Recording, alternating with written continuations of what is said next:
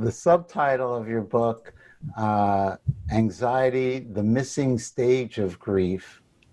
Did you know the pandemic was coming? Because everyone is so, but what does that mean, that, the subtitle? Well, Elizabeth Kubler Ross coined the 5 stages of grief back in the 60s. She was a phenomenal physician and just healer and very wise woman.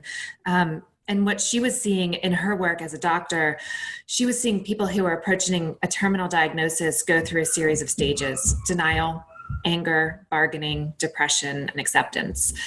And for someone who is dying and facing their death, those stages work in a pretty linear way, right? We're kind of in denial to begin with. Then we start bargaining with our higher power, ourselves, our doctors.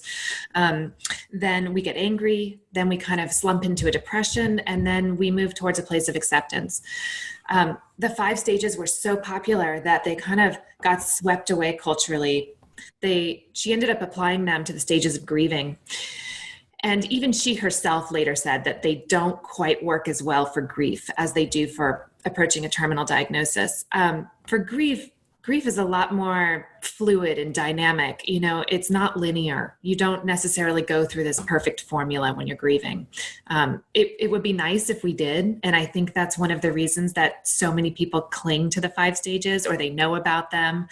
As a grief therapist, people will come into my office and they'll sit down and they'll be like, I know there's 5 stages. I don't know if I'm doing them right, or I think I skipped one, or I'm stuck in one.